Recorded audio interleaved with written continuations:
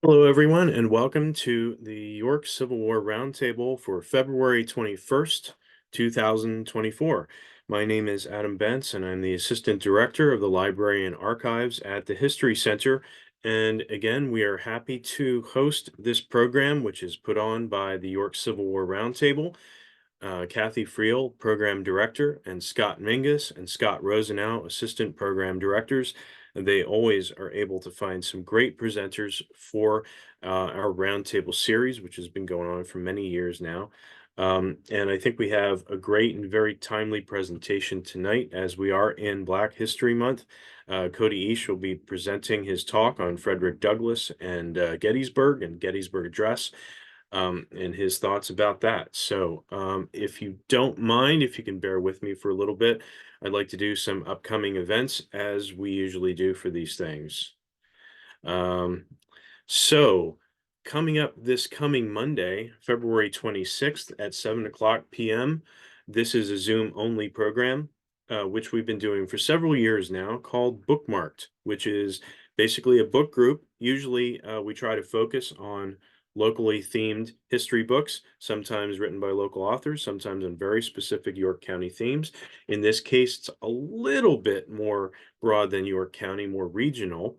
But the events covered in the book did take place in Conestoga, PA, in Lancaster County. So, excuse me. So for this coming Bookmarked, we will be welcoming author Nicole Eustace, who will be discussing her book Covered with Night: A Story of Murder and Indigenous Justice in Early America.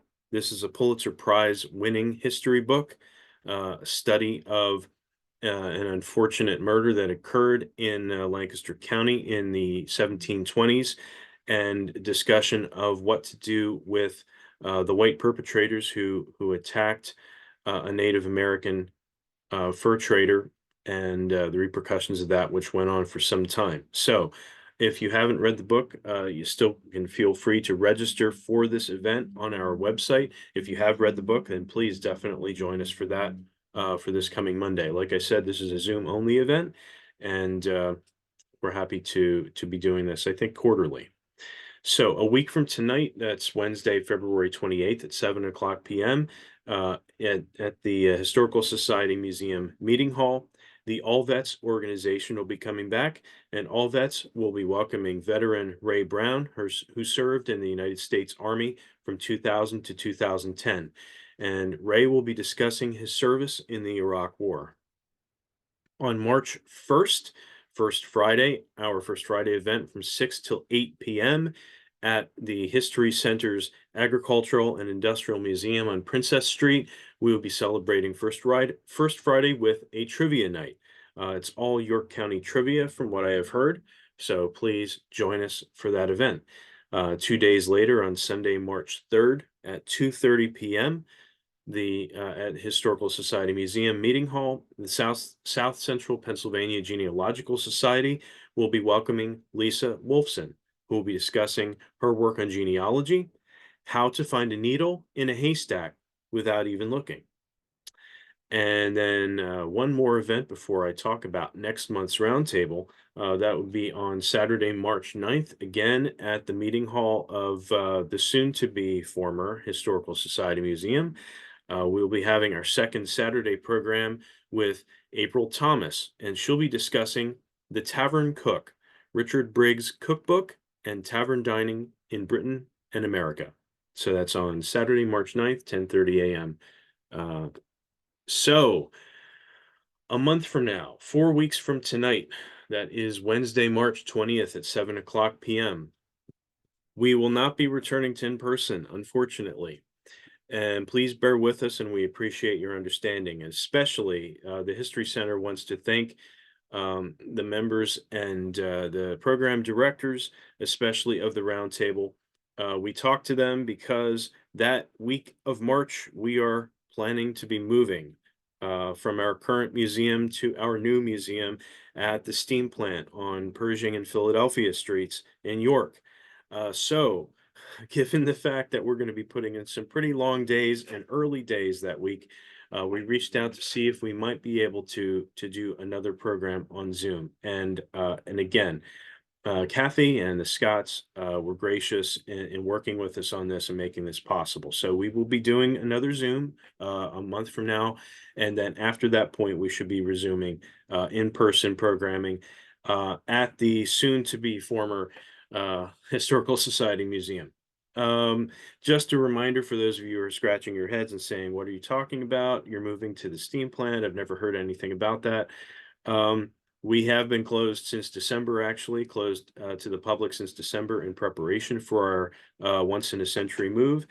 And we plan to open to members in June of 2024 and then to the general public in July of 2024. So just stay in touch and just wait for further news about that.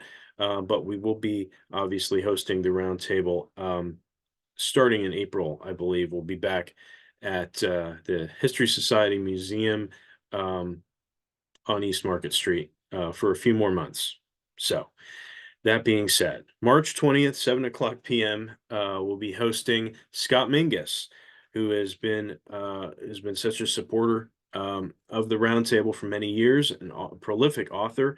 He will be presenting the role of the railroads in the Gettysburg campaign. Most of the focus on the July 1863 Battle of Gettysburg is on troop movements, combat personalities, and battlefield terrain. However, many battlefield buffs do not realize the importance of the railroads of South Central Pennsylvania and Western Maryland in the campaign. Confederate raiding parties, just moving this annoying Zoom thing here so I can read the whole screen. There we go.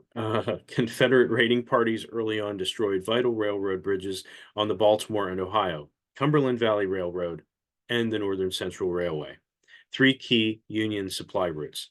They also threatened the Western Maryland and other nearby lines. As the battle progressed, the Union Army established a large supply base at Westminster, Maryland, and the U.S. Military Railroad, using the tracks and assets of the Western Maryland, began shipping enormous amounts of food, ammunition, and supplies into Westminster. Outgoing trains carried wounded men to hospitals and prisoners of war, south to Baltimore's Fort McHenry or east to Fort Delaware. Scott Mingus, the author of 6 books on railroad history, will discuss the importance of the railroads in the Gettysburg campaign. So I'm sure everybody will be back for that talk in 4 weeks' time. Again, we really appreciate Scott coming back. And I do see we have a Q&A here. Yeah. So Scott Rosen asks, it's not visible on Facebook. Yes, that is indeed true. I have not been able to stream to Facebook tonight, which is unfortunate. And I'm going to be working on that in the next few minutes once Codie gets started. So thank you for letting me know that. We'll try to help out our people on Facebook. We've been having some issues with it lately, which is not on our end, most definitely on Facebook's end. So we'll be working on that. Without further ado, let me get back here and introduce our speaker for tonight. So Codie Eash of the Seminary Ridge Museum will be presenting Written in Ink and Marked with Blood, Frederick Douglass's Gettysburg Address. Codie serves as Director of Education and Museum Operations at Seminary Ridge Museum and Education Center and is a 2014 graduate of Shippensburg University, where he earned a bachelor's degree in communication and journalism and held a minor in history. In addition to museum tours and interpretation, he lectures for the American Battlefield Trust conferences, National Park Service sites, historical societies, of course, Civil War roundtables, educational groups, and other organizations. Codie is a founding contributor to the collaborative blog Pennsylvania and the Civil War. He writes reviews for Civil War Monitor and is a member of the Gettysburg Magazine editorial board. So we would ask, as we usually do, if you can hold on to your questions to the end. I will be monitoring the Q&A as well as the chat. If you'd like to post anything, instantly in the moment, have no doubt that we will get to it before the end of tonight's presentation. So I am going to stop my share and turn things over to Codie. All right. Thank you very much, Adam. Thanks, everybody at the York County History Center. Thanks to everybody at the Civil War Roundtable, to Kathy and the Scotts, as Adam said, especially. It's always a pleasure to join my hometown historical society and Civil War Roundtable. Several times now, I've had the privilege of being able to speak to you all, whether virtually or in person, on again, off again over the past several years. Joining you this evening from my office here on historic Seminary Ridge in Gettysburg. We'll go ahead and share my screen. Certainly have a lot of images packed into tonight's program, in which we're going to talk about Frederick Douglass's visit to Gettysburg in January 1869. So, of course, we're in Black History Month right now, an appropriate timetable, but also the winter of 1869, 155 years ago, last month, when Douglass makes his trek to Gettysburg. Not the only time he was in town, as we'll discuss in a little bit, but certainly the most noteworthy and the only occasion on which he really delivers any substantial remarks. So what I want to do throughout this evening is talk about Douglass's life up to this point, just sort of in brief. I don't want to go into a ton of biographical detail. I'm sure that in a Civil War roundtable setting, we all have some base level of knowledge about the life and the times and the significance of Frederick Douglass, but I'll certainly catch us all up to speed to what he's doing in the immediate aftermath of the Civil War, in the midst of, right in the middle, really, of Reconstruction. Where his thoughts are, what his work is at that point in time, now that slavery has ended, now that there is some semblance of freedom, it seems, budding in a post-Civil War America. So that's the first thing I want to do, is get us up to speed on who is Douglass at this point, what is he doing at this point in his life. Secondly, I want to talk about his time in Gettysburg itself, the admittedly relatively little that we do know about his time in the town. And as well, want to talk about what he says in the speech that he delivers. It's a lengthy speech. We're really just going to kind of scratch the surface this evening, providing some context for some of the rather comprehensive historical topics that he discusses. He brings up a lot of topics dealing with antiquity, not just American history, but placing the American Civil War and battles like Gettysburg into this greater context of global history, of world history. And then thirdly, what does it all mean? What is the legacy of Douglass's speech at Gettysburg, which is always, I think, the most important factor when we're talking about these sort of Civil War memory-related topics, because there's a lot more said, and that can be said, about the reactions to Douglass's time in Gettysburg than there is that we know about his actual time here itself. That is to say, there are a lot more reactions from newspapers really sort of battling out Reconstruction era politics in newsprint than they say about his actual time in Gettysburg. It brings a lot of sort of racial antipathy in Gettysburg, a lot of questions about the legacy of the Civil War, and we'll certainly talk a lot about that toward the end of our time together. Now, as I mentioned, I'm speaking to you from historic Seminary Ridge, being that this is now at least a handful of times that I've spoken to the York Civil War Roundtable. I won't go into the full sales pitch that I normally do for Seminary Ridge, but certainly do want to take a moment that if you are not familiar with the work that we do at Seminary Ridge Museum and Education Center, we are housed in the building that you see on screen, historic Schmucker Hall, built in 1832 as the original building on the campus of what is today United Lutheran Seminary. It's a building in which there are debates leading up to the Civil War. The same issues that are plaguing the nation are also being debated right here in the walls of this historic structure, as these students who are studying theology come from all parts of the United States, and really we'll have a lot of these debates play out right within the walls of their school, right within the walls of their dorm. So that's one big topic that we cover, is that intersection of religion, of race, of the debates leading up to the American Civil War. We're also right in the middle of the first day's battlefield. And so July 1st, 1863 is a point of heavy emphasis. And thirdly, we discuss the aftermath of that day from a medical standpoint. The seminary building and the surrounding landscape will become one of the largest and longest serving military hospitals during and after the Battle of Gettysburg. For 2.5 months, we know that in the ballpark of 600 patients are treated in and around the seminary building. And so we discuss each of those topics at great length in our museum, housed in this historic space. We also offer tours to the cupola, that famous structure at the top of the building, most famously utilized by Brigadier General John Buford, but also officers of the United States Signal Corps, civilians, and others. And so I invite you to check out seminaryridgemuseum.org and seminaryridgeeducation.org, especially if you're an educator or know an educator. We have plenty of K-12 resources there, especially geared toward middle school and high school audiences. We are getting ready to gear up for our spring hours. We have a ton of events. I'll have a few that I'll highlight at the end of our time here this evening.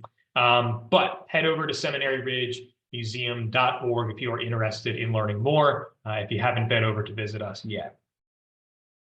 But without further ado, let's dive into the topic at hand here this evening. Now, I want to begin in sort of a peculiar place, given the subject matter this evening. We're talking about Frederick Douglass's Gettysburg Address, but we can't have a talk about the Gettysburg Address without talking about the Gettysburg Address.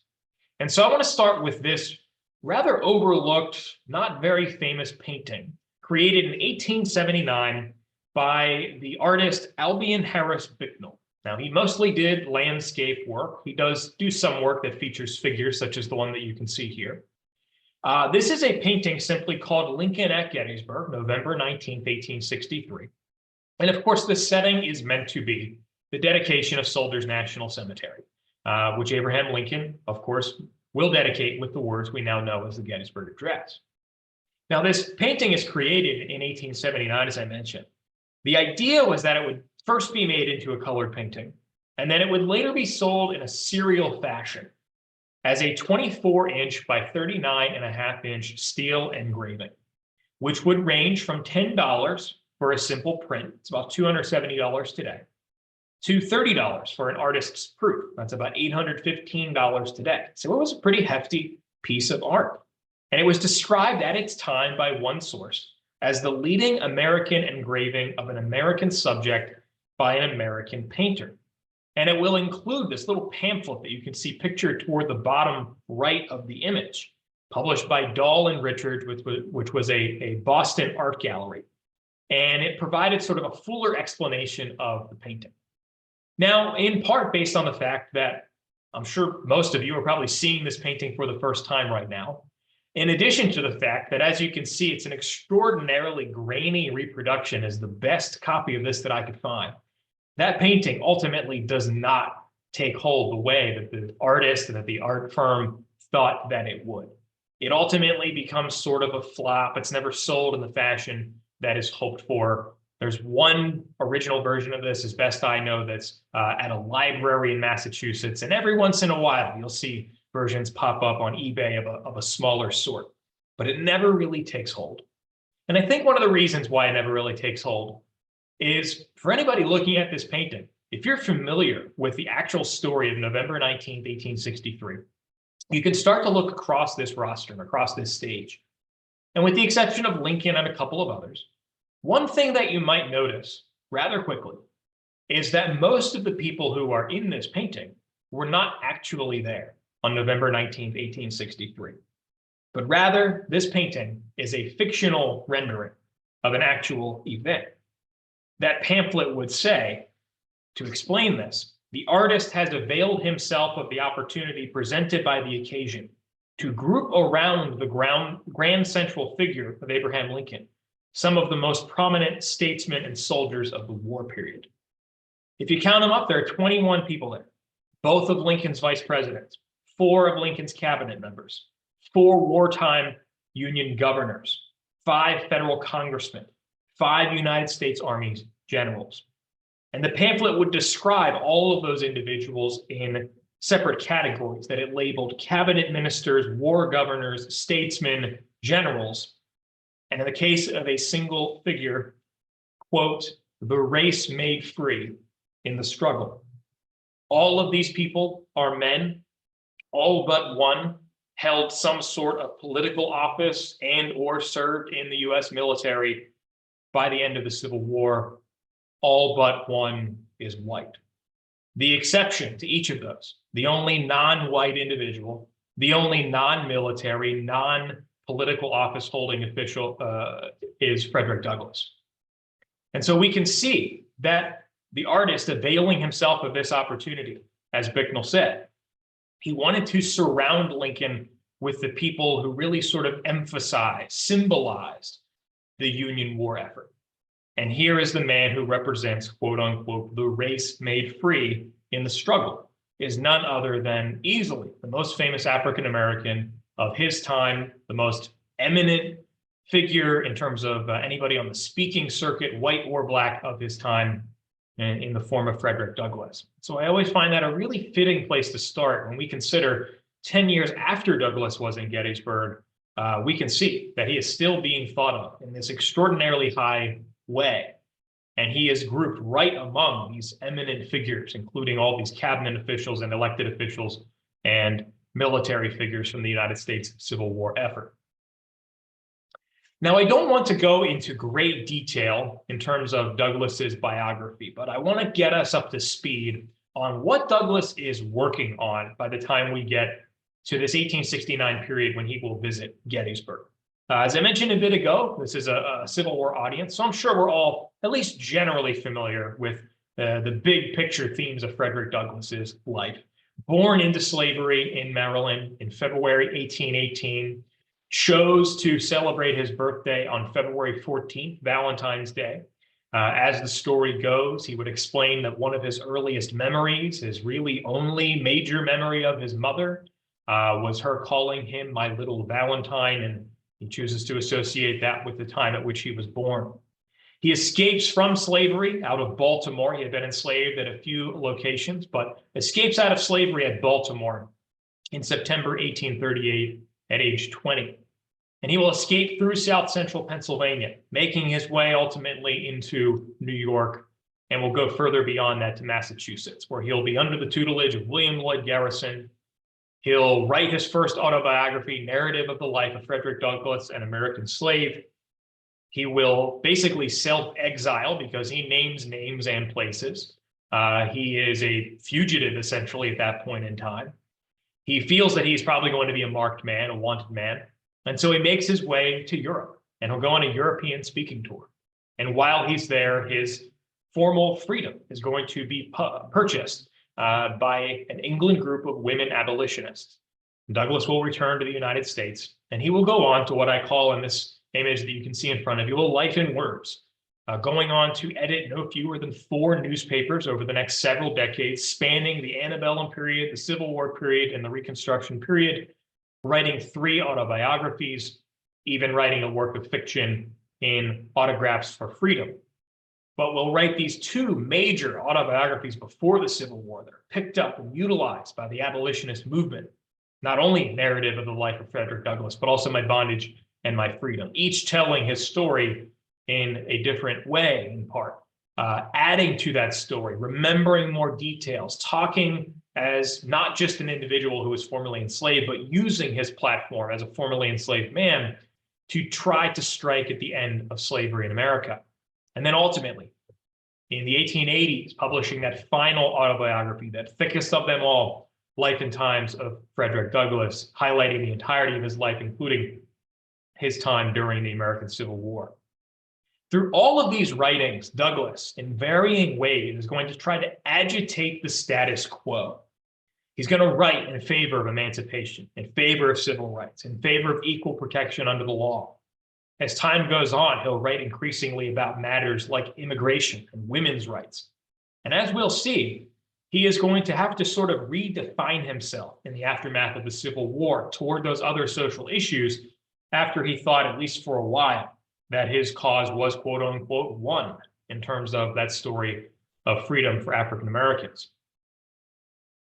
Now, during this entire war period, when he is in the process of writing one news column after another, giving one speech after another, from 1860, the election year, up until the fall of 1862, one of the main things that Douglass is going to do is write about agitating the Lincoln administration, thinking early on in the Civil War that it wasn't necessarily a bad thing, he says, for Confederate forces to fire on Sumter, because Douglass says this could be ultimately the opportunity, if Lincoln takes it, that he can strike at the end of slavery in America. But ultimately, as the war goes on and as Lincoln does not do anything substantial to end slavery, Douglas is going to continue agitating, continue poking, continue prodding. But then he suddenly stops. When he gets to September 1862, and in the aftermath of the Battle of Antietam, Lincoln issues the preliminary Emancipation Proclamation. Douglas questions whether this could be the time when Lincoln is finally going to make a pivot. And then, come January 1st, 1863, Douglas decides that of all the things negative that he said about Lincoln, one thing that's positive is that Lincoln will never retract a form of progress after he has enacted it. Douglas will say this in the aftermath of the final Emancipation Proclamation: "Common sense, the necessities of war, justice, and humanity have at last prevailed. Abraham Lincoln may be slow, but Abraham Lincoln is not the man to reconsider, retract, or contradict words and purposes solemnly proclaimed over his official signature. No, Abraham Lincoln will take no step backward. If he has taught us to confide in nothing else, he has taught us to confide in his word." Now, ultimately, this will lead to 3 meetings between Douglas and President Lincoln. The dates are laid out there on the left side of your screen. The first 2, we have ample evidence from both sides. The third, because it's so near the end of Lincoln's life, we don't have much beyond Douglas's word. We kind of have to take him at that word. But their first meeting will take place a month after the Battle of Gettysburg. It's, of course, in the middle of that year of Jubilee, the year that started with the Emancipation Proclamation, which, in addition to freeing enslaved people in the states of the Confederacy, about 3/4 of enslaved people then in the United States, that will offer the opportunity for Black men, including former slaves, including those who are free in the North already, to take up arms and join the United States military as soldiers and sailors. But Douglas realizes that these men are not receiving equal pay for equal service. He also realizes that as Black men are being captured by Confederate forces, they're not being treated like white prisoners of war. They're wantonly executed in many instances. And so Douglas takes both of those concerns to Lincoln. He calls upon him at the White House. He is thrust forward to the front of the line. He'll be yelled at. Racial epithets are thrown his way as he passes all these white office seekers and people who are also calling upon the president. Douglas will leave that meeting once again with a renewed vigor for the fact that he thinks that Lincoln, though slow to act on emancipation, appears to be someone who is nevertheless trying as best he can to fight for some form of freedom in America. And Douglas will deliver a speech at the Philadelphia Anti-Slavery Convention in December 1863, in which he will recount in detail this meeting with Lincoln. About a year later, in August 1864, Lincoln invites Douglas to the White House. It's going to be the flip of the first time around. Lincoln, or rather Douglas, does not know what Lincoln is going to talk to him about when he goes for the second time. Lincoln is approaching re-election. He, of course, doesn't think he's going to be re-elected. Douglas is going to learn from Lincoln that it had been Lincoln's hope that even if he were not reelected, Douglas could go into the South and sort of do a non-violent version in rather miniature form of what John Brown had hoped to do before the Civil War. He hopes that Douglas will go to plantations, go into the South, and take people out so they can be brought north into freedom, because Lincoln fears what will be the future of emancipation if George McClellan is ultimately elected president. And the third and final meeting will take place at Lincoln's second inaugural. Of course, Lincoln is reelected. And now on this final occasion that they meet, Douglas sees Lincoln deliver his famous second inaugural address, and he will reportedly tell Lincoln to his face at the inaugural ball that he felt that it was more a sermon than a state paper, and say to Lincoln, "Mr. President, that was a sacred effort." Now, after Lincoln dies, Douglas will take that topic of Lincoln's death, the assassination, its immediate legacy, as a popular form of a topic at his speeches. And that will start on the very day that Lincoln died. Douglas gives these impromptu remarks at his adopted hometown of Rochester, New York, in which he calls it a hell-black assassination, a new demonstration of the guilt of slavery, a personal as well as national calamity, a dreadful disaster, strong language that he uses. But he says there is room for hope through loss. The blood of our beloved martyr president will be the salvation of our country. Good man we call him, good man he was. If an honest man is the noblest work of God, we need have no fear for the soul of Abraham Lincoln. But now Douglas will enter this relative state of despair. And he explains this in his final autobiography, the excerpt that you can see on the screen. He recalls this immediate post-war period by saying, "The great happiness of meeting with my fellow workers was among the things of memory." Then, too, some thought of my personal future came in. But the puzzling question now was, what shall I say? It won't do to give a good old-fashioned anti-slavery discourse. Now go on to ask the question, what shall I talk about? That became the difficult question, he says. He says that it's no longer good enough for me to go tell my story as a formerly enslaved man because slavery is over. And of course, we know now, looking back on these matters, that the end of Reconstruction was still a few years away, that Jim Crow would take rise in the South, that Douglas's cause was not, in fact, entirely won. But at this moment, there was hope. There was reason to be hopeful. The end of slavery had already occurred, and now Douglas is wondering, what am I going to talk about? I'm best known for being a speaker. What is going to be my focus? He sends a letter to fellow anti-slavery advocate Gerrit Smith on August 24th, 1868. And he tells Smith, "I am this summer endeavoring to make myself a little more familiar with history. My ignorance of the past has long been a trouble to me." And so Douglas will take it upon himself to write, really for the first time in any great detail, a historical lecture, not talking about his own experience, not talking about the need to end slavery in America, but looking at the past as a guide, looking at the past as a means by which to contextualize what the American people have just gone through with their own Civil War. And Douglas is a lucrative speaker at this point in time. He gains great wealth. He'll write about invitations pouring in from colleges, lyceums, literary societies, offering me $100 or even $200 for a single lecture. Now that's about $1,600 to $3,300 today.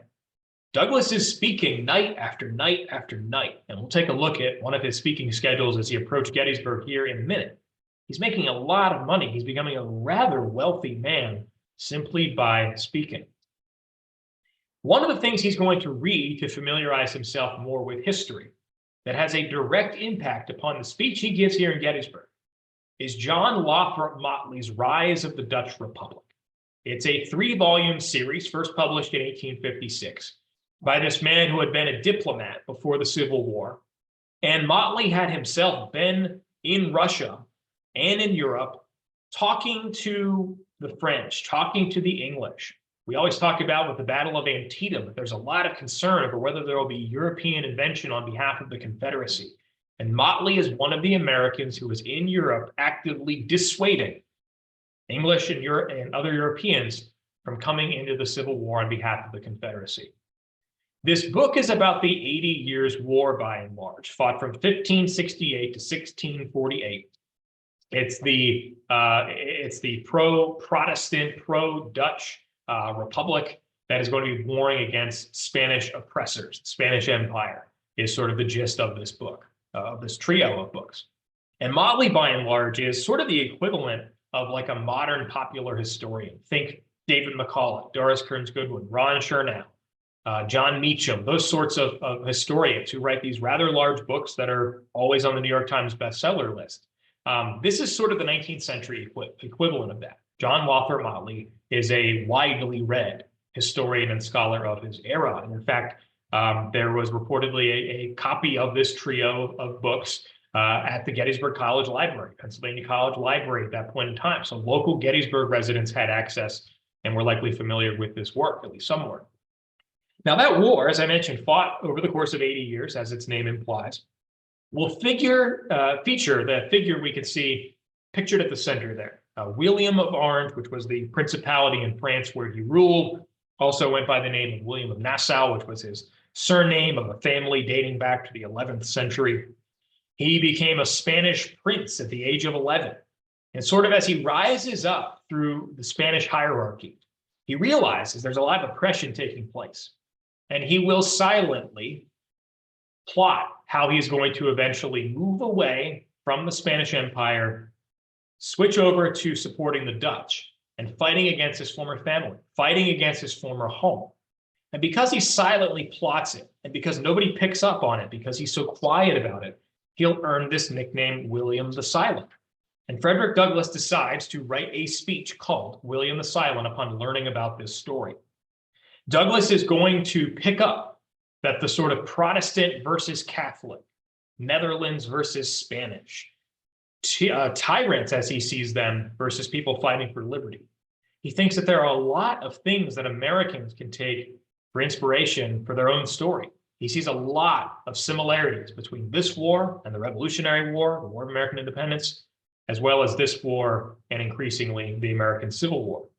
Not least of which, and this is really the kicker, the fact that William the Silent was the first person in world history to be assassinated by gunpoint. He was a figure who had been often compared to George Washington. But now, in the aftermath of the Civil War, in the aftermath of Lincoln's death by assassination, Douglass and others will start to see that William of Orange is really the equivalent of Abraham Lincoln. Now, the month that Douglass comes to Gettysburg, this is his speaking schedule. 14 stops in 31 nights of January. He goes all throughout the mid-Atlantic region, all especially throughout Pennsylvania and New York. Heavy amount of stops in both of those states, as well as the District of Columbia, New Jersey. We can see a Delaware date in there. And so he is one night after another sort of taking the model of a modern touring musician. And as I mentioned, he's making anywhere from $1,600 to $3,300 adjusted for inflation for each of these occasions. Douglass, when he comes to Gettysburg, is familiar with a couple of people who had been here previously, at least in the surrounding Gettysburg, Adams County area.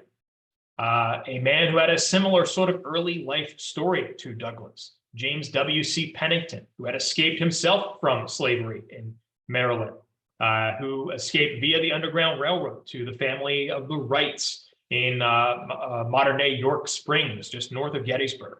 He was the man who ultimately went to Yale Divinity School. Ultimately, he'll become an ordained minister, and he is the figure, as you can see in the excerpt at the top of your screen there, who marries Frederick Johnson. That's Douglass's name before he selects Frederick Douglass as his chosen name, and his first wife, Anna Murray. He was the officiant at their wedding in New York in September 1838, right after Douglass had escaped from slavery.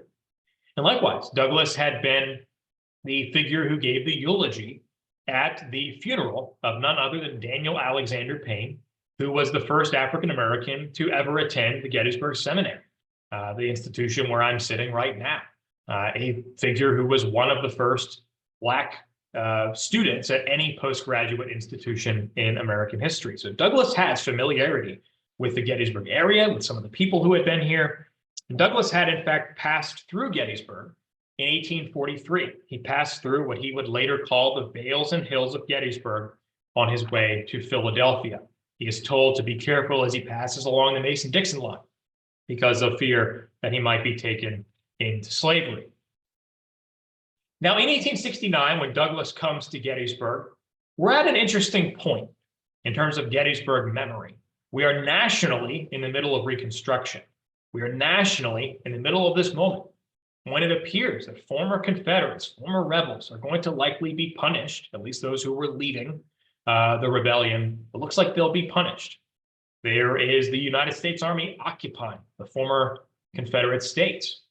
There is little interest at places like Gettysburg for former Confederate soldiers, for Confederate veterans to place monuments. There's not an outright ban on them, but there's little interest, and it made extremely hard for them to have a presence at places like Gettysburg. We also see Gettysburg becoming this site where it's really kind of a United States Veterans Memorial Park, where they are beginning to dedicate monuments. The image on the left-hand side is Major General Oliver Otis Howard dedicating the cornerstone of Soldiers National Monument. And he gives a heavily emancipation, abolition-centered speech when he dedicates that cornerstone, July 4th, 1865. On the right-hand side of your screen, that's Major General George Gordon Meade.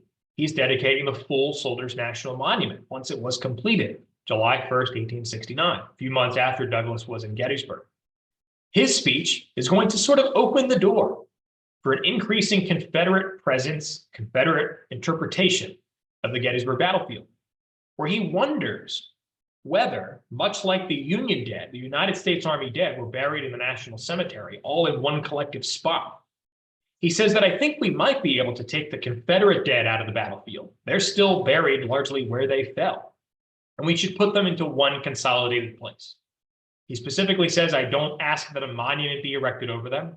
I don't ask that we allow anything except for disdain for the cause for which they fought, but they are dead, are Meade's words. And he wonders whether there might be a place in the Gettysburg story to at least rebury the Confederate dead.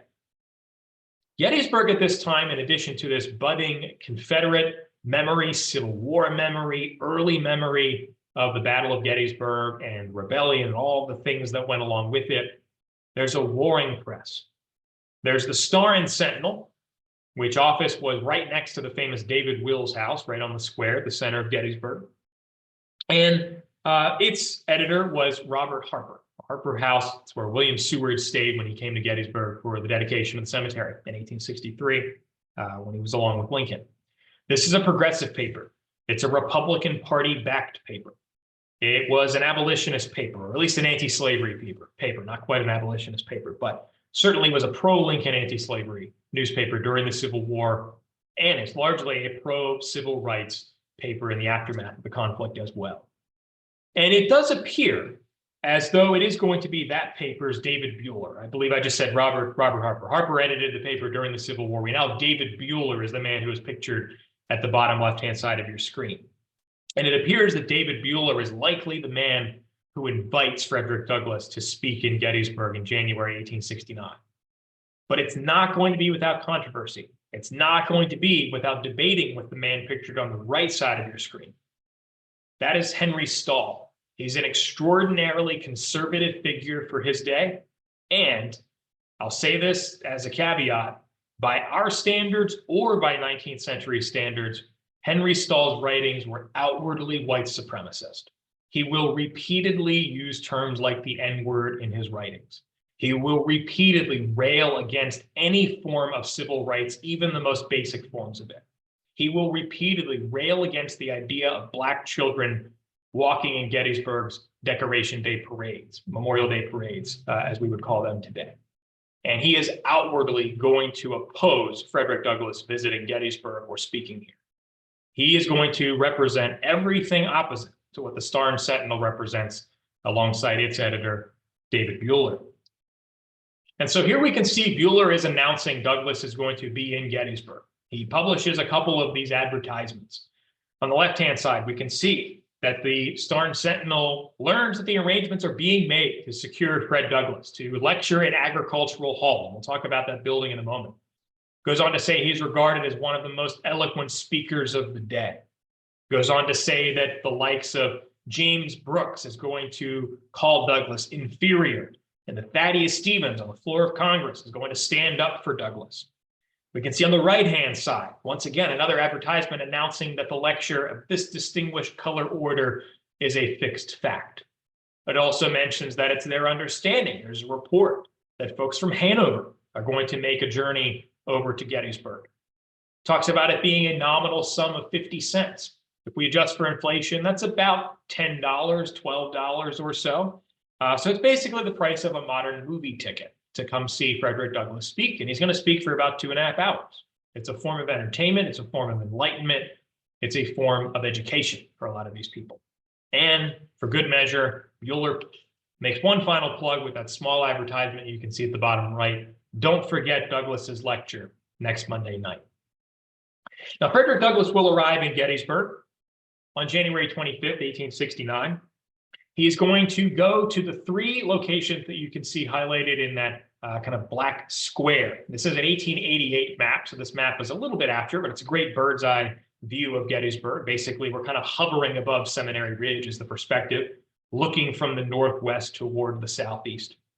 The first building on your left side would be the Gettysburg train station. You can see the rail line there. This is where Douglass will come, just like Lincoln had. Just like Ulysses S. Grant had, just like many other dignitaries had. Except, unlike those individuals who went to the home of David Wills to lodge, Douglass is going to go to the second building from your left that's highlighted in that black square That's the northeast corner of the town's central square, today Lincoln Square, where the traffic circle is, also known as the Diamond at that point in time. Pick your shape, essentially. That was then called the Franklin House. Today, it's the site of the Gettysburg Hotel. And that is where Douglas is going to take his meal. It's where he's going to have dinner. Now, there's something interesting that the compiler will report a few days later. He talks about Douglas arriving by Monday evening's train. He was conveyed in a hired horse under escort of a committee of the college society. So he has college students from Pennsylvania College escorting him that block or so to go from the train station down to the Franklin House. Supper over, and in parentheses, the compiler says he took his meals in his room. The horse again appeared and was driven to the hall. And that would be Agricultural Hall. If you go over to the right side of the image that you can see, that large building highlighted with that black square, that's Agricultural Hall. But I do want to stop for a moment at that line that he ate his meals in his room. We don't know any detail beyond that. We don't know, was he fearful? Had he eaten in the dining room? Was he not allowed to eat in the dining room as a black man? We don't know more detail beyond that, unfortunately. There are a lot of mysteries to the story, and that is one of them. Here we can see some historic images of each of those locations. 19th century view of both the train station and the Franklin House. Also went for a while as the McClellan House, the McClellan Hotel or Tavern. And then Agricultural Hall, a building we'll talk a bit about its fate here at the end of our time, but it's the building on your right side. That's a photograph from the 1950s. The structure looked much different by that point in time. Now, Agricultural Hall was part of the Adams County Fairgrounds complex, which is no longer there. It was a post-Civil War creation. The buildings had originally been at Bendersville, elsewhere in Adams County. Before, in 1867, the buildings were literally picked up, some of them disassembled and then reassembled at Gettysburg. Other buildings, the smaller ones, I presume, were placed on the beds of wagons, and they were brought into Gettysburg to the southwest edge of town. The big photo featured here is taken from the seminary cupola. I believe this is an 1878 view, if I'm not mistaken, looking toward the southeast, toward Culp's Hill and Cemetery Hill. And basically that area that we can see where that white fence is toward the left side of the image, that would be the area around the fairgrounds. And these buildings are reassembled in 1867.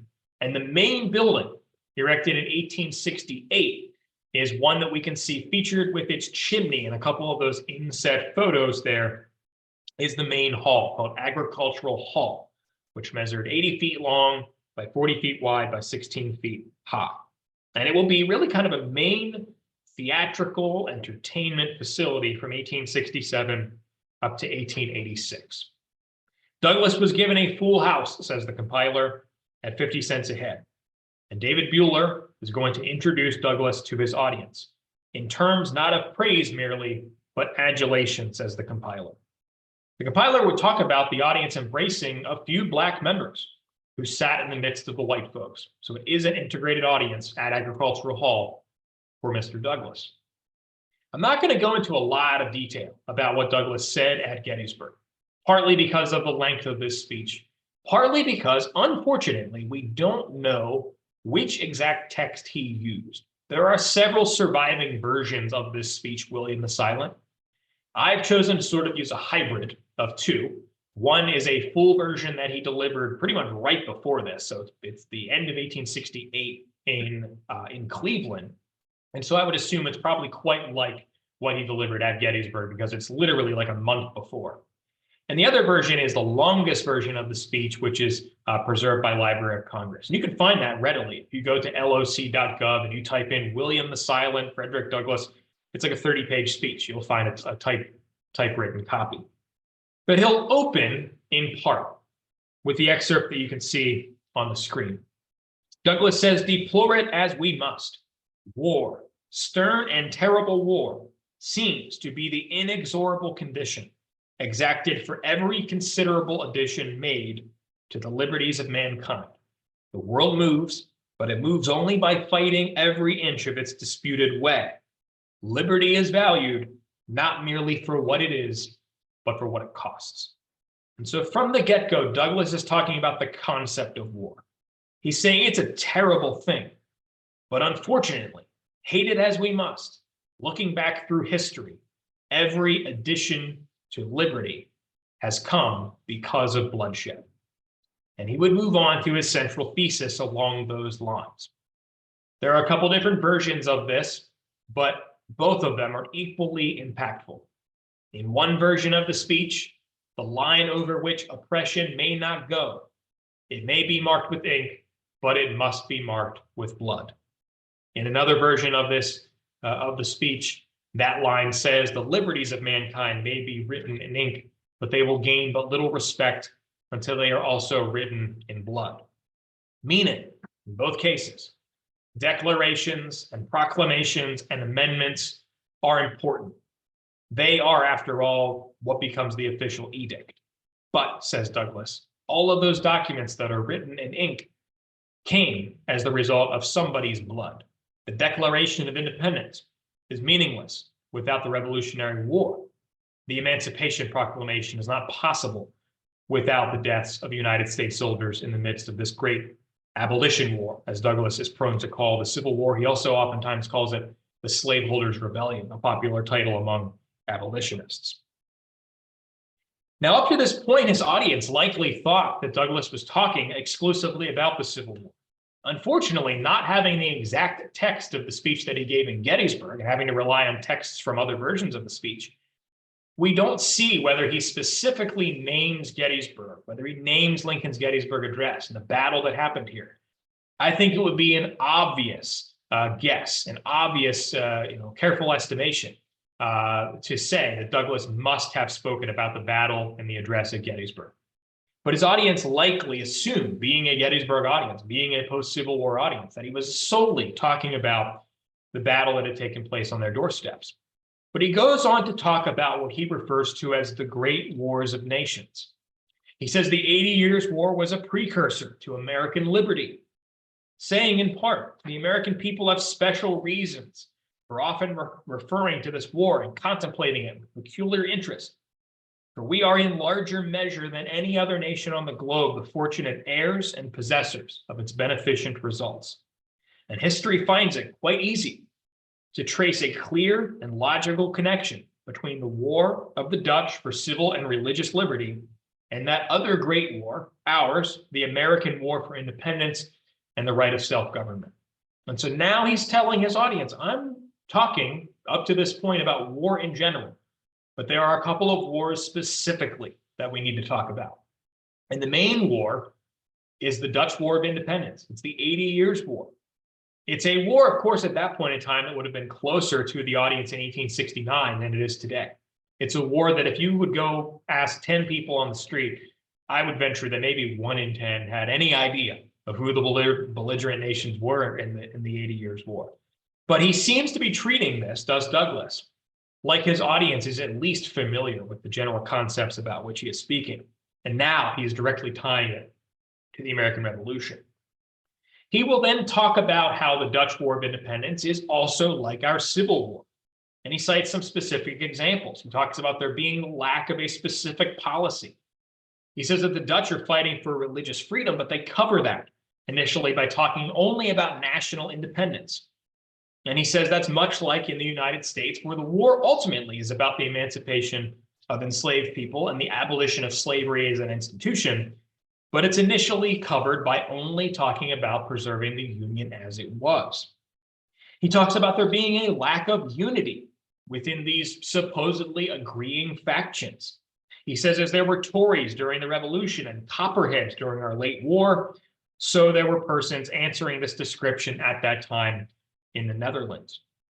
He says that in each of these wars, there was a lack of early success for the Dutch army and for the United States Army during the Civil War, the Continental Army during the War of American Independence. He says that the Dutch had their Ball's Bluffs, their Bull Runs, their Fredericksburgs. Like ourselves, they were educated for war by war. They had learned from their mistakes. And he also talks about what he perceives as an extremism of the enemy at stake. He says what makes this struggle between the Dutch and the Spanish interesting and attractive is the disparity that existed between the parties. In our country, too, we have to thank the extravagance of the slaveholders for the abolition of slavery, as we have to thank the violence of the Spanish Spanish persecution for the establishment of religious liberty in the Netherlands. And then he goes on to make the main connection of his speech from the past to his present. The experience of this great people, says Douglas, in the early years of their war was strikingly like our own in the earlier years of our struggle of the late rebellion. Like them, we suffered disaster until we learned to choose the true man, the silent man of the American people. Theirs was William, ours was Lincoln. What Abraham Lincoln was to us, when a treacherous chief magistrate surrendered the integrity to the menacing armies of the slaveholding rebellion, William the Silent was to the struggling cause of religious liberty in the Netherlands against Spain. It's William of Orange, William of Nassau, William the Silent. He is comparing to Abraham Lincoln. He says, they called theirs Father William, we called ours Father Abraham. Both men were loved by their people, says Douglas. The hour and the man were well met. There was no attribute of social, moral, intellectual, or physical perfection demanded, which these men did not possess. Both never gave up on the cause to which he had dedicated all his powers, and upon the success of which he had nobly staked his honor, his fortune, and his life. In both cases, Douglas makes the point, these men had led their nations or were leading their nations to victory when they were struck down at gunpoint, assassinated. Both men, says Douglas, at the head of fearfully divided peoples, possessed in large measure the high qualities needed to soften asperities and heal divisions. Both expressed humor, but knew when seriousness was required. Great loving hearts were in the breasts of both. But there were some differences. Douglas feels as though William is to his core a reformer. Lincoln is to his core someone who would have to be convinced one way or the other, who would see where public opinion was and, of course, where the law was. And then, without going into all of these connections, Douglas talks about what he refers to as great characters, great deeds. He will make connections to Ulysses S. Grant, to George Washington, to William Seward, to then an eminent historian named Frederick Harrison, who he credits with being the first person to see that there are these similarities between Douglas and Washington and Douglas and Lincoln. Douglas will talk about the Bible and Luke the evangelist, quoting him in the book of Luke as saying, if Abraham Lincoln could have uttered a word after the cruel bullet of Booth went crashing through his brain, those who knew him best will not hesitate to believe that his last words would have been keeping with that which came down from the cross, Father, forgive them, they know not what they do. Douglas putting the words of Christ into the mouth of Lincoln in the course of this speech that he delivers at Gettysburg. And he will compare that to William, who supposedly dies when he passes on July 10th, 1864, by saying, oh my God, have mercy upon my soul. Oh my God, have mercy upon this poor people. And Douglas talks especially about the fact that both of these men were assassinated. It is worthy of remark, says Douglas, that William the Silent and Abraham Lincoln were alike fortunate as to the time at which they were called away from the stormy scenes of life. Both saw the mighty works of their great lives nearly completed and died amid the glorious triumph of their respective causes. And as a result, the secret power of both men can be found, said Douglas, in their charity and in their love for their fellow men. Pilgrims pay their vows at the tomb of William the Silent, and while liberty has a home in our land, dusky pilgrims will pay their way to the place where reposes the body of Abraham Lincoln. Now, after Douglas's speech, which lasts about 2.5 hours, far more than we have time for this evening, after he leaves, this will become the big takeaway as we wind down with our last moments here. I just want to cover how was the speech reflected upon in Gettysburg. Now, unfortunately, we don't really have any surviving accounts, as best I know, from individuals who attended the speech, except for the correspondents or editors in both of these cases.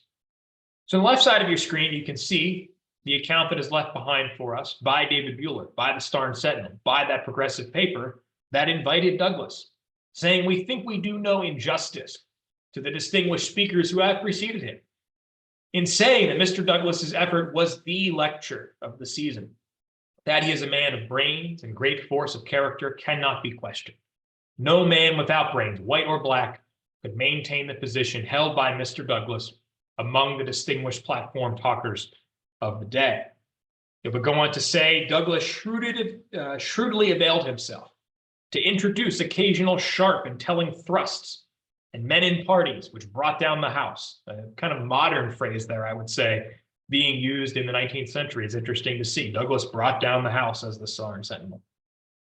For an hour and 3/4, the lecturer held the unbroken attention of his audience, occasionally, as he left his manuscript, rising into impassioned eloquence, and again evoking applause by some sharp pleasantry.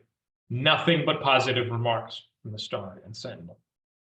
On the flip side, the compiler is going to, in part, give us some interesting detail that it had observed, including ardent admirers followed Douglas to the Franklin House, to his hotel, and they complimented him with a serenade, according to the compiler. But this disgusting show, says the compiler, did not come off as planned, whether by disappointment with Fred at the lecture or the cooler counsels of older stagers on the political boards. So once again, an unanswered question. Going back to the beginning of his time in Gettysburg, he ate his meal in his room. Why? We don't know. There are many different reasons that could have been.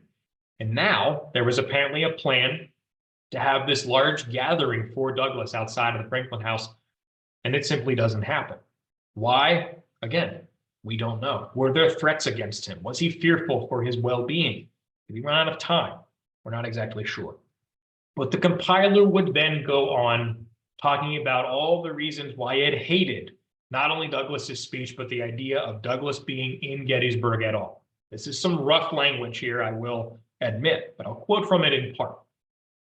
The radical politicians, says the compiler, true to party, exerted themselves for their pet, the Negro.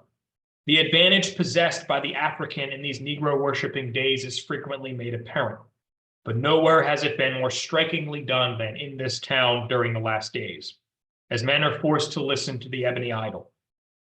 In Douglas's remarks, the Negro was, of course, painted the most flattering colors, and so on to the point of the impertinent and rancorous tirade of an hour and a half. In a literary point of view, the lecture fell far short of general expectation. It is safe to assert there are in this town a dozen men who, by reason of superior brain and culture, will beat Fred Douglas at the lecture desk any and every day simply because they are white. And it would go on like that. As I mentioned, really white supremacist remarks by today's standards or 19th century standards, especially that line about a dozen people probably being able to speak better than Douglas because they are white and he is black. But there would be many people, as Douglas continued with this speech, who, despite even his own thoughts, he was not particularly proud of this speech. As I mentioned earlier, he's sort of confused about what to talk about at this point in time. But there will be a lot of people, white and black, famous and not as famous, who would say that upon hearing William the Silent from Frederick Douglass, they felt that it was much praised, says Elizabeth Cady Stanton. Howard Jenkins says that it was adorned with exquisite wit and pathos and will not be forgotten. James Gregory says that in the judgment of many, it will take first rank among the writings of Mr. Douglas. Charles Purvis says that it will rank as a literary effort. John Thompson says that that lecture will settle the point of Douglas's brilliance, that he should stand upon a high pedestal. And none other than Booker T. Washington will say that this speech showed a wide reading and a mastery of the art of eloquence. And so as we wrap up, what is the legacy of this speech? It's a speech that Douglas delivers a handful of times, including here at Gettysburg. He initially defends himself against naysayers, but as time goes on, he feels that it had a lack of energy, a lack of passion. His heart wasn't entirely in presenting these historical topics as much as it had been his life's work to talk about the Civil War, talk about slavery, talk about the end of that institution. And he says that his disparaging of this speech and what he felt a lot of people who didn't like it, he said that he couldn't get beyond Frederick Douglass, the self-educated fugitive slave, and as a result, it went somewhat disastrously. But he'll have a change of heart a few decades later, after the publication of his his third and final memoir, in which he actually uses that illusion of William the Silent in the course of that third and final memoir, Life and Times of Frederick Douglass. He'll also give a speech honoring the 21st anniversary of the end of slavery in Washington, D.C. in 1883.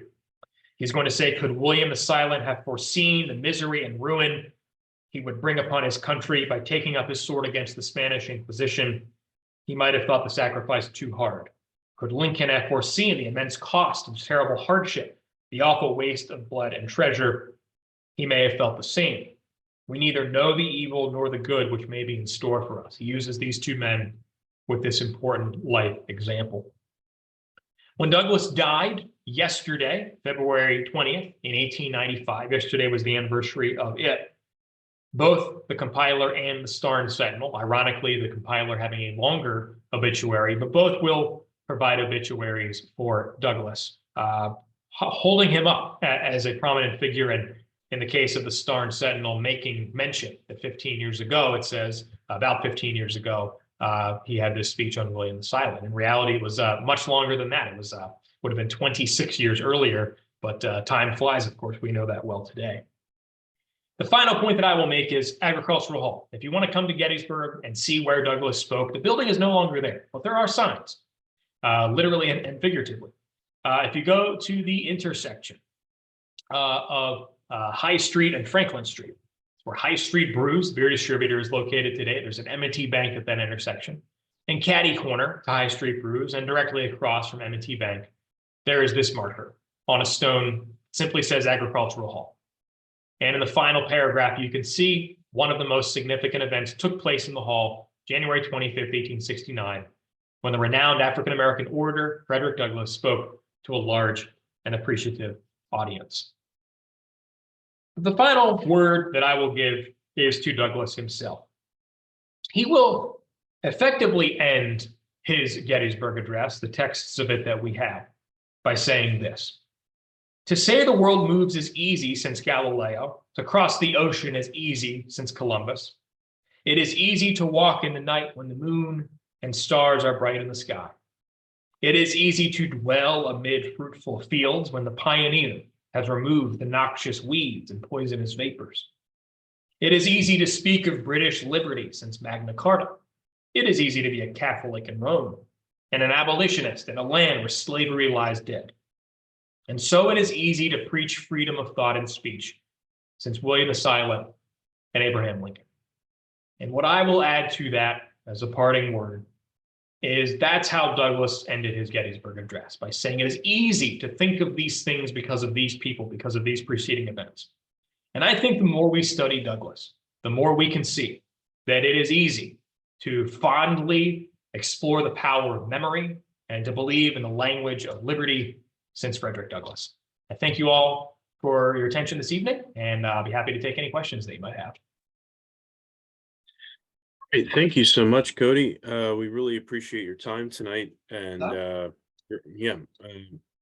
the different aspects there you presented, connect to get to the national story, of course, but also focusing specifically on the Gettysburg story is really interesting. If I could just ask, the availability of those newspapers, are they on newspapers.com or a different site?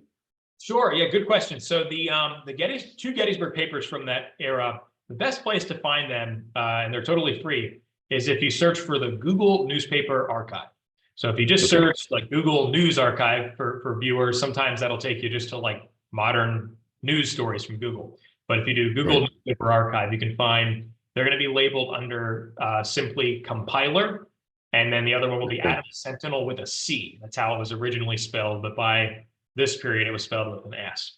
So you can go find them in there. I think they're both on newspapers.com as well. The compiler on newspapers.com, their scans are not nearly as clear as the ones on Google Newspaper Archive. So I would recommend going to there primarily. But yeah, great question. You could find both of those there. If you read or have read as well David Blight's wonderful Pulitzer Prize winning biography Frederick Douglass, Prophet of Freedom, he mentions a little bit about the time that Douglass is in Gettysburg. And without patting myself on the back too hard, you'll see a familiar name there if you go to the footnotes. I was pleased to present those to Dr. Blight for the first time, that he had ever seen these stories of Douglass's time in Gettysburg. But yeah, you can find them there on the Google Newspaper Archive.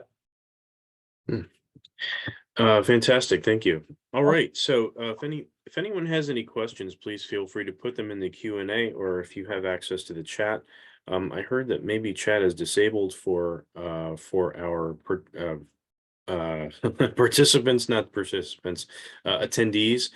If that is the case, then please feel free to use the Q&A. It looks like we do have two questions already.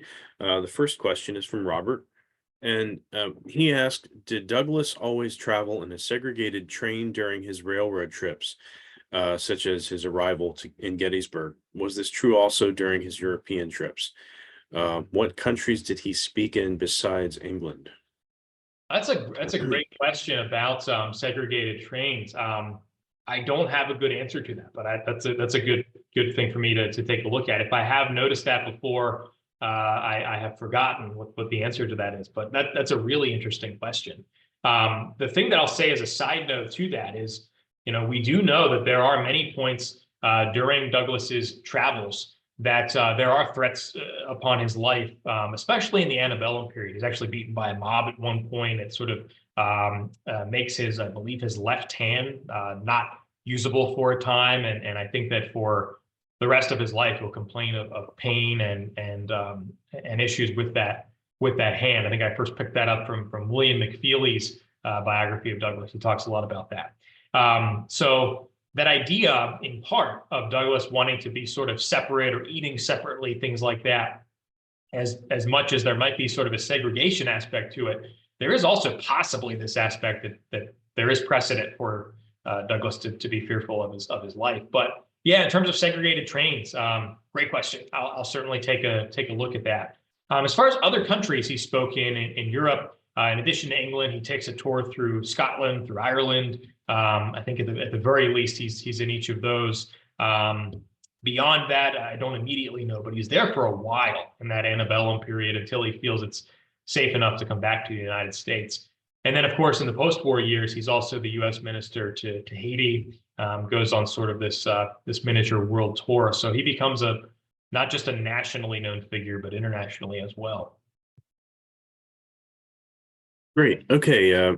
This is more of a comment from Buck Buchanan, and he thanks you for stating the costs of the past.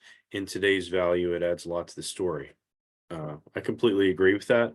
It's perfectly fine to spout off, this cost 10 cents and this cost, $1 and that sort of thing. But if you can hear it in today's dollars, it certainly puts it in perspective. Yeah, I appreciate you mentioning that. I always like to do that because anytime I'm reading something and it has the historical monetary value, I'm always, curious because it's not really relatable.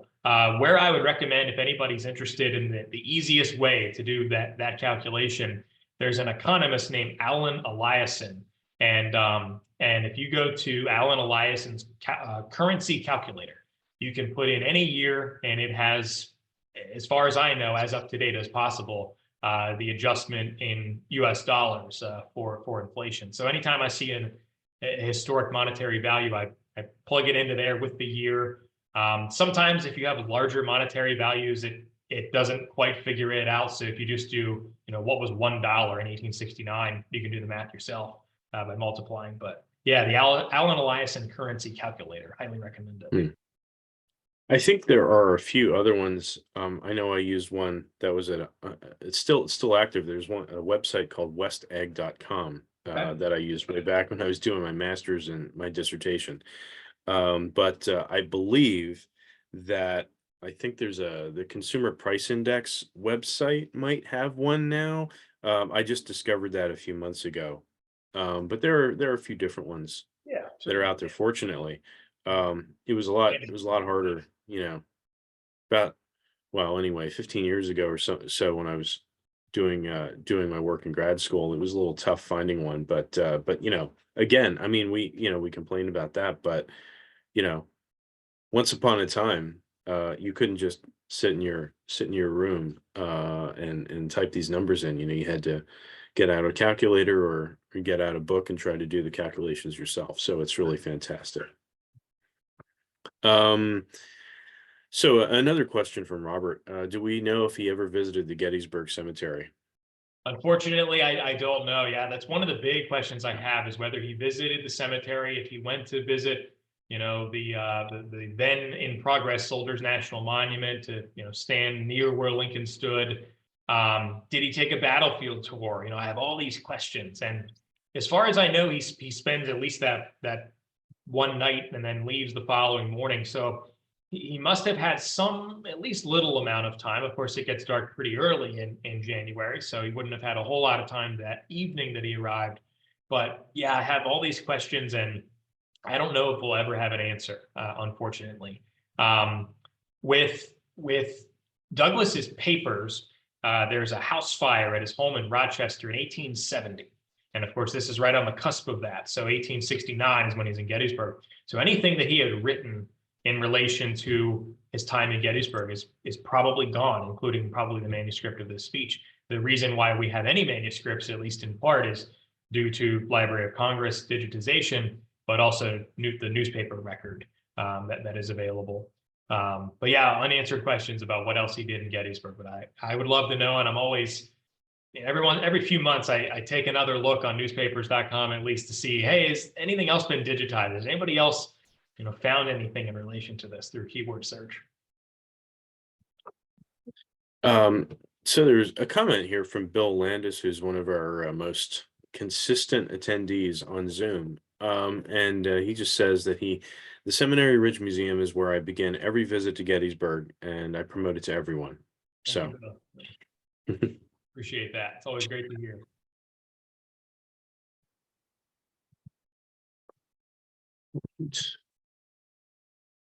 Are there any other questions?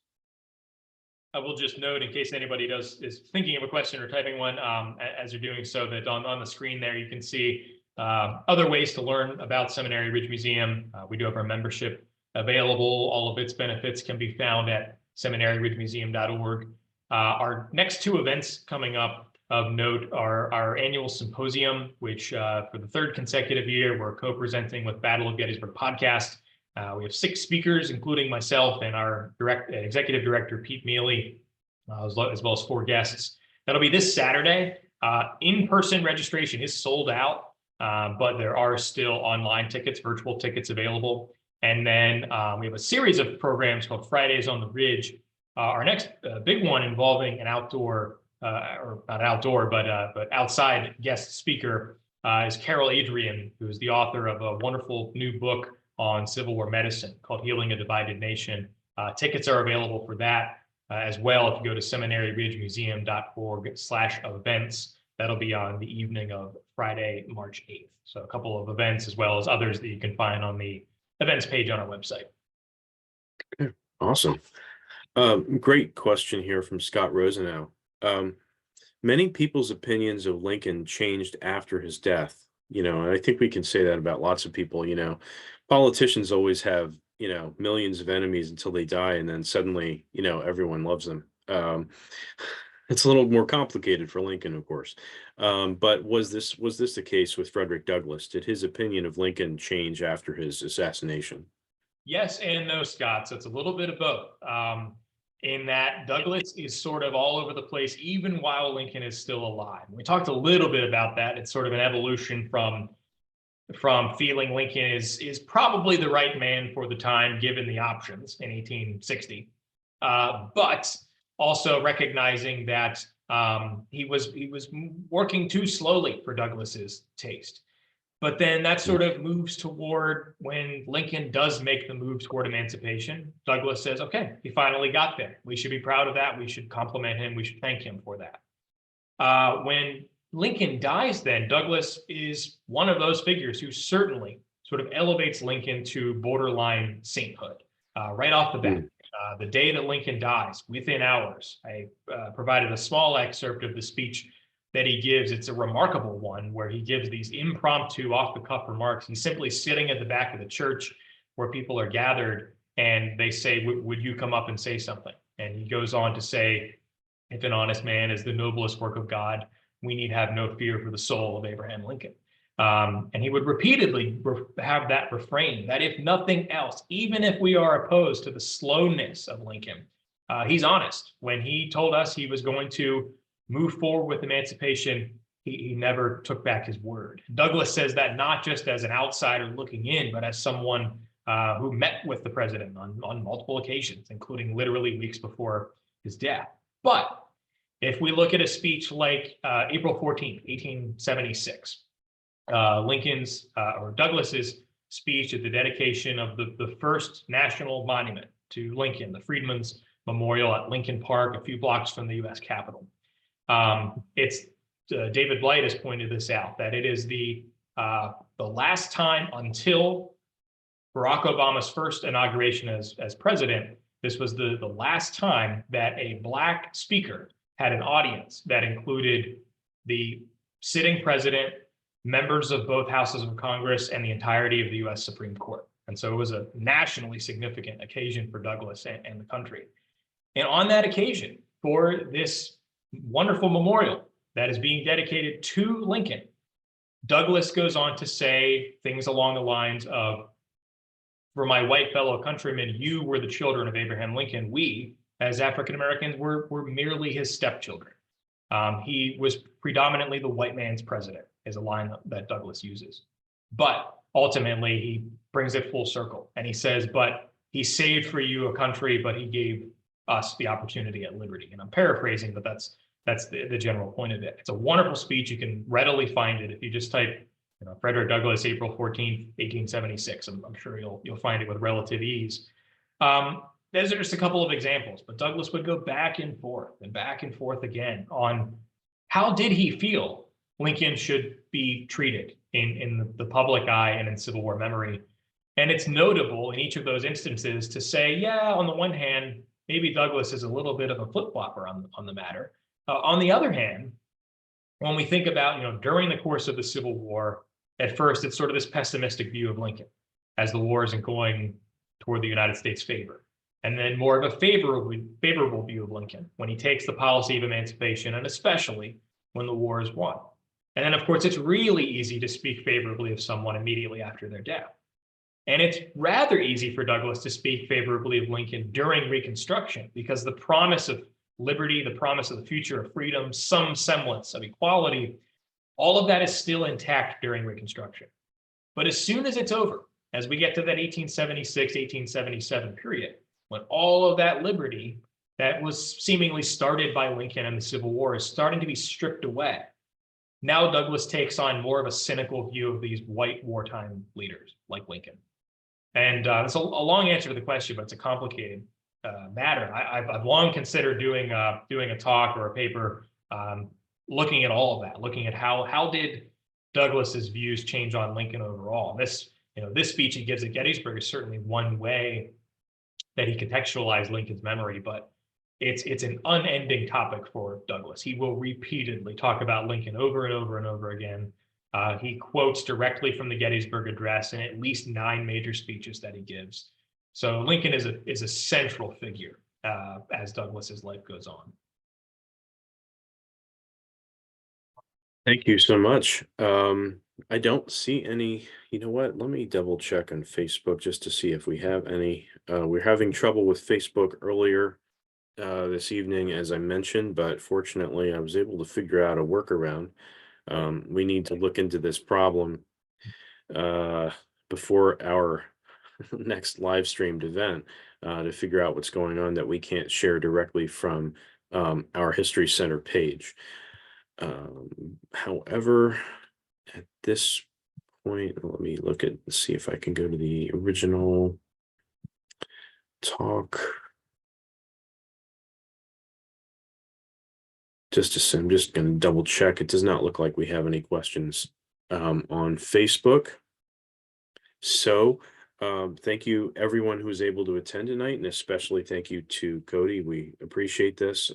Again, having this presentation in February is, I think it was a great opportunity. I myself am fascinated by Frederick Douglass, although I am not nearly as well read as you are on the subject. But this was a great contribution and we appreciate it. Oh, there is one more question here. Yeah, Robert's just writing back with thanks. Thank you. And thank you to everyone who asked questions tonight. It's wonderful to have this opportunity to do some Q&A after the talks. But once again, we will meet again in 4 weeks' time on March 20th. Again, like I said before, we've been able to do this on Zoom with the cooperation of the Roundtable, just making things a little bit easier for us in terms of infrastructure and making things a little bit more possible since we're going to be in a state of disarray that week as we're moving to our new museum. And we hope to have you have you to the Steam Plant Museum, if not in 2024, in 2025, Codie. Look forward to seeing It's it. going to be a great place. So we're looking forward to it. And of course, we also encourage anyone who hasn't toured Seminary Ridge to do the same. So thanks again, and I'll let you go. And I hope that we're going to be in spring pretty soon. Absolutely. Looking like it, I'm hopefully. so Yeah. tired of the cold. Yeah. All right. Thanks and have a great Got it. night, Thank you, everyone. everyone.